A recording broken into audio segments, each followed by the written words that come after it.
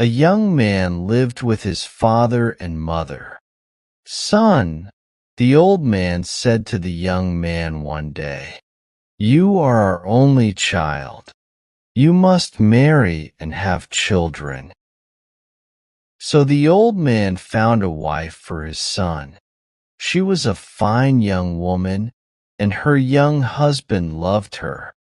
A year passed, and she gave birth to a little boy. The family lived happily together, but they were very poor. The young man and his father worked hard in the fields. The young woman and her mother-in-law worked hard in the house, but they never had enough food to eat. "Father," the young man said to his father one day, "this little farm is too small for our family. Let me go and find work in the town. I will earn some money and bring it home to you." The father was sad. "You are my only child," he said, "and we need you here at home. But you are right. The farm is too small for us all. Go to the town, find work, and earn some money. We will wait for you here at home."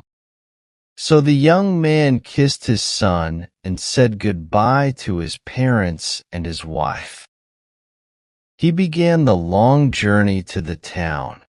He traveled for 2 days, and at last he came to the town. He stopped at the first big house and knocked on the door. A man opened it. "Is there work for me here?" the young man asked. "No, my friend," the man said. The young man walked on. He went to many houses and knocked on many doors. His question was always the same. "Do you have work for me here?" he said. The answer was always the same, too. "No," everyone said. "There is no work for you here." The young man was tired now and very hungry. "What can I do?" he thought. "I must find work soon, or I will die." At last he came to a monastery. He knocked on the door, and an old monk opened it. "Please, Father," the young man said, "let me work for you." "How long will you stay?" the monk asked. "For a few months only," answered the young man. "Then I must go back to my family." The monk began to shut the door.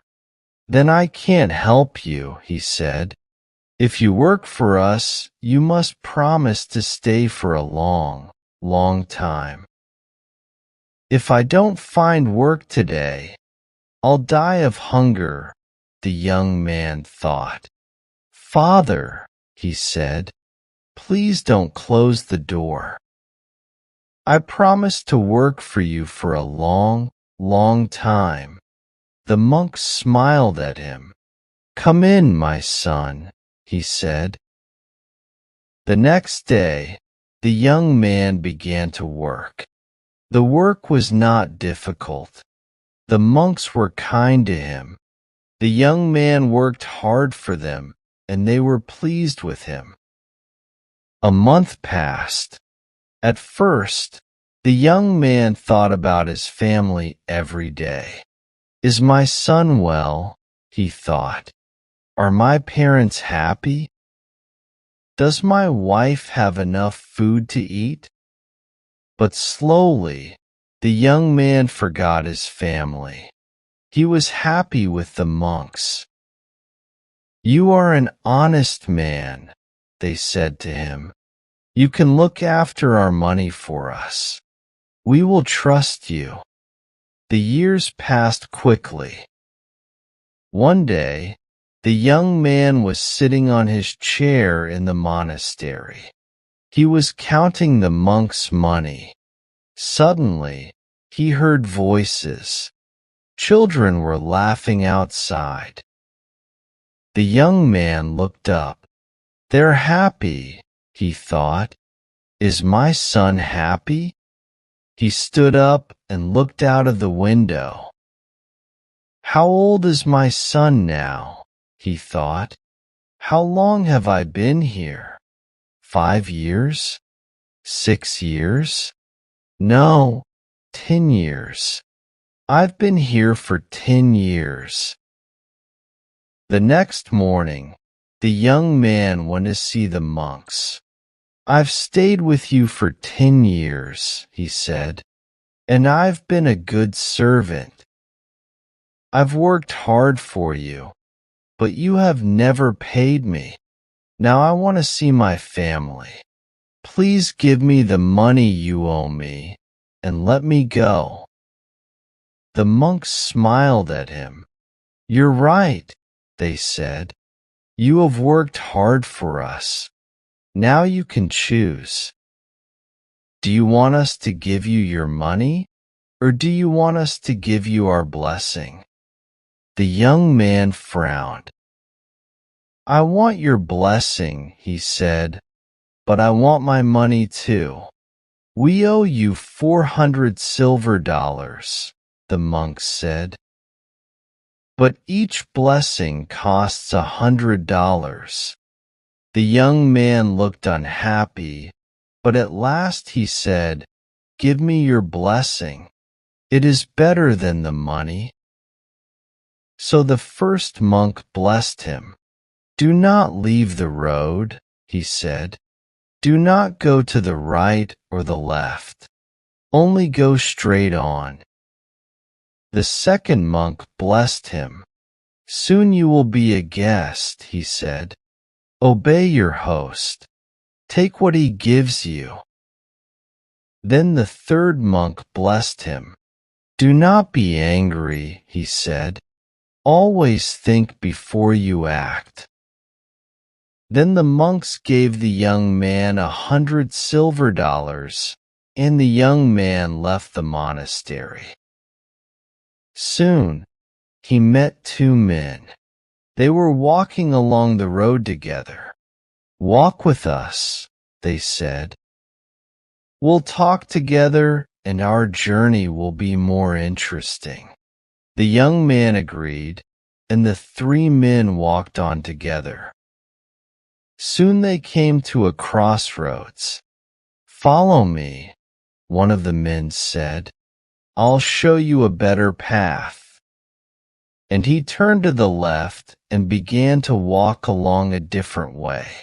The other man followed him. But the young man remembered the first monk's blessing. Do not go to the left or the right, the first monk had said. Only go straight on. The young man smiled at his new friends. I'm sorry, he said. I cannot go with you. I must go straight on. He said goodbye to the 2 men and went on down the road. He crossed the river and walked up the next hill. Suddenly he heard shouts. He looked back across the river. He could see the 2 men. They were shouting for help. Robbers were attacking them. He wanted to go back and help his friends, but there were many robbers and they were big and strong. If I go down there, they'll kill me, he thought. He was grateful to the monks. The first blessing saved my life. It saved me from the robbers, he thought. He went on down the road. He walked for a long time. He was hungry and thirsty now, and he was tired too. It will soon be dark, he thought. I must find a place to sleep. He looked round. He was in a wild place. There were no houses here. He was frightened of hyenas and leopards. He began to walk faster. It was dark now. I must find a place to sleep, the young man thought.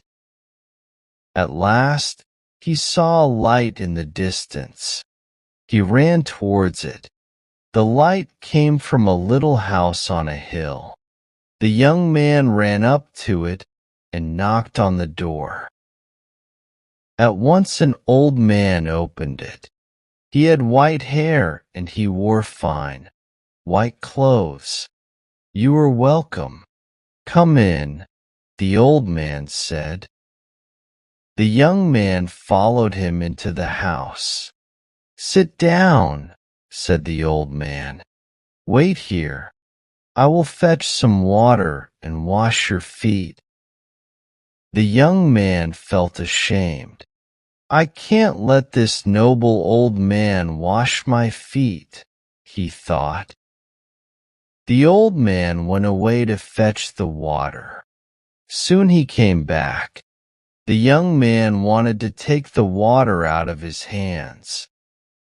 He wanted to wash the old man's feet, but then he remembered the monk's second blessing. "Obey your host," the second monk had said. "Take what he gives you." So the young man sat down, and the old man washed his feet. Then the old man clapped his hands, and a young girl came into the room. She was carrying a dish of delicious food. "Feed our guest," the old man said to the girl. The girl did not move, and the young man saw that she was blind. The old man pushed her towards the young man. "Feed him," he said again. So the girl fed the young man, and he ate well. Then he lay down to rest, and he slept all night. He woke up early in the morning. "Thank you," he said to his host. "You have been very kind to me, but now I must go on." The sun was up now, and the young man could see his host clearly. The old man did not look fine and noble now. His teeth were long and white and sharp. His eyes were small and cruel. "Is he a man or is he an ogre?" the young man thought. "You're lucky," the old man said. "You didn't refuse my hospitality. I wanted to wash your feet, and you accepted. I gave you food, and you ate it. Many people have come to my house. They didn't let me wash their feet, and they didn't accept my food. I killed them all." He pointed to the ground. "Their bodies are under your feet," he said. The young man was very frightened. "But the girl, the blind girl," he said, "why didn't you kill her?" The old man laughed. "I took her eyes," he said. "I made her blind, and now she is my servant." "I must go," the young man thought. "I must get away from this terrible man. He is mad. Thank you, goodbye. Thank you. God bless you," he said quickly, and he began to walk away. But the old man called him back. "Wait," he said. "I have something for you." He went back into his house and came out again. He was carrying a sack. "Take it," he said. The young man took the sack and ran away down the road. The sack was very heavy. At last he stopped under a tree and opened it. "Dollars," he said. "Silver dollars." He tried to count them, but he couldn't. There were too many of them. "The monks saved my life again," he thought, "and their second blessing has made me rich too." He went on quickly down the road. My dear parents and my wife will be very happy, he thought. I can look after them well now. He walked for a long time. The sun was high in the sky, and he was hot and tired. But he knew this road well. He knew the trees and the rocks and the little streams. He was nearly home. He came to a church by the side of the road. A crowd was standing there. They were watching an old man and a boy. The man and the boy were fighting. The young man felt very angry. What a wicked boy, he thought. He is showing no respect to that poor old man. He wanted to run up to the boy and beat him with his stick. But then he remembered the monk's third blessing. Do not be angry, they had said. Always think before you act. He turned to the woman next to him. What's happening? He said. Who is this old man and this boy? Why are they fighting? It's a sad story, the woman said. These people are very poor.